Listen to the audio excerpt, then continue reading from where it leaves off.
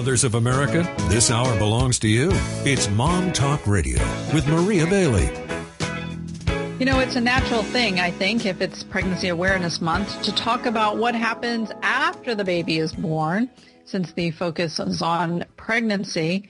And a couple of the issues that always, I guess, are the challenge for moms, sleeping and eating.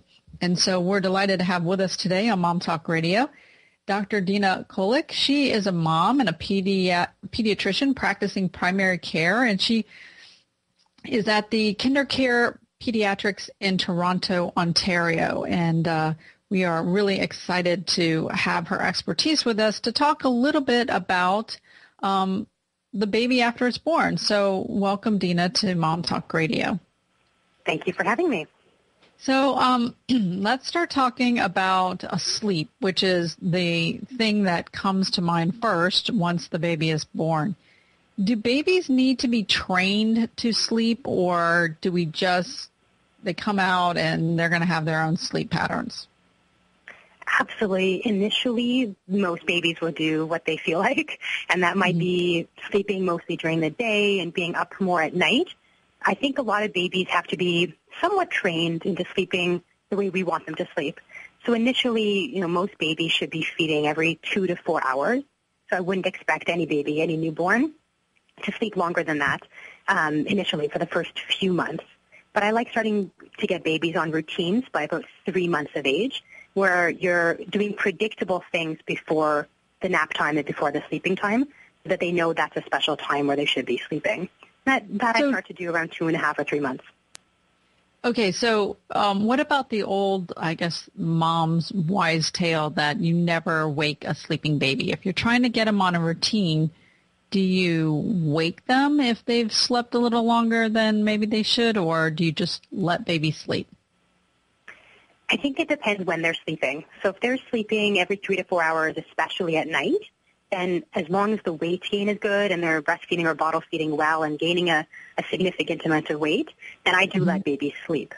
That being said, if they're not gaining weight properly or they're sleeping at inopportune times for parents, so many babies come out and sleep more during the day and less at night, and that, in that case, I would not be letting babies sleep too long, because that just messes up your whole day-night schedule for both the baby and for the parents. You have to remember that when mom's pregnant and baby's in the tummy, it's dark all the time. So you have to kind of get used to the concept of sleeping when, it's dark out. So some babies it takes some time to get used to. Overnight, though, as long as kids are gaining a good amount of weight and the growth velocity is consistent, I do let them sleep as long as they want to, as long as that is true. Okay, so I see two things happen with moms, and I'd just like to, get your opinion on this.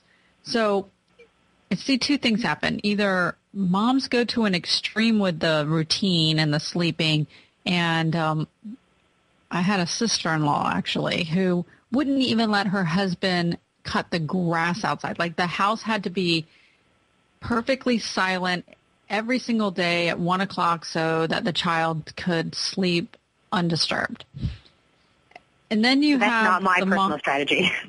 Okay, so then you have the mom who's out and about all the time, and the child never naps in a crib, or, they're falling asleep in the car seat or in stroller or wherever, and there's no kind of consistency on where they sleep or what time they sleep.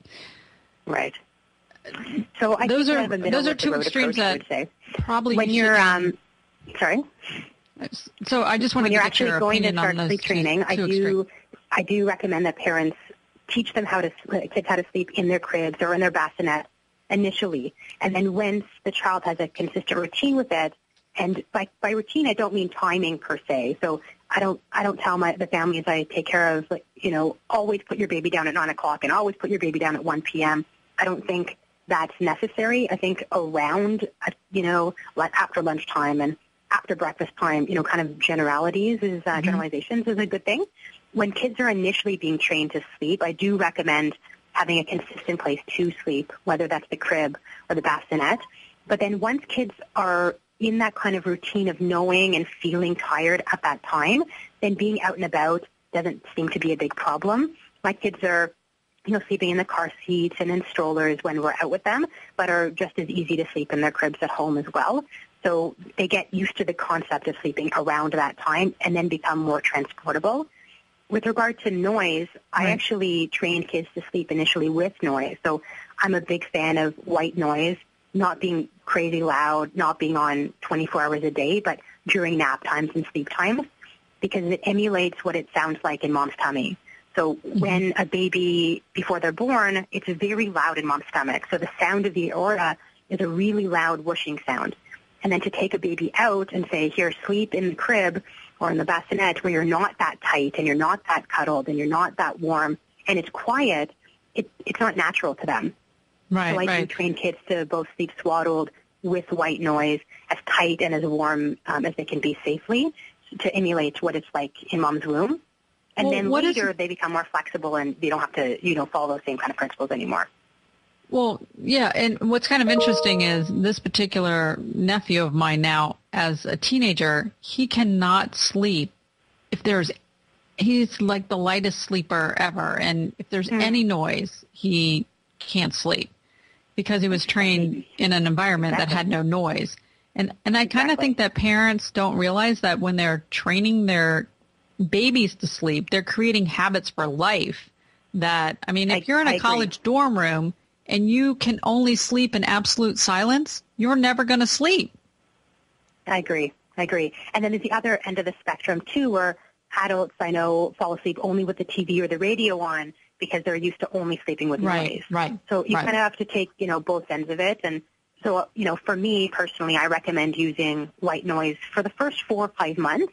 And then once kids are into a good routine and, more consistent with their sleeping, then I wean off of it. So that most kids are off of white noise by 6 months. But I think that daytime should sound like daytime and nighttime should sound like nighttime. So nighttime sounds, like quiet, and daytime you could still do your errands and, vacuum the house or whatever, as long as your kid is able to sleep through it. But most kids can be trained to sleep, however, really. I know. I once dated a guy who couldn't sleep without his white noise, and his mom raised him on the white noise his whole life. And here he was, like, in his 20s, and the first time I was like, what in the world does that sound, He was still listening to white noise. I want to remind everyone that you can find Dr. Dina at kindercarepediatrics.ca. There's lots of really great resources there, and as you can tell, she's got some really good thoughts when it comes to your babies. So thank you so much for joining us today, Dina, and we have a link on MomTalk Radio to the website. So thank you very much for being with us.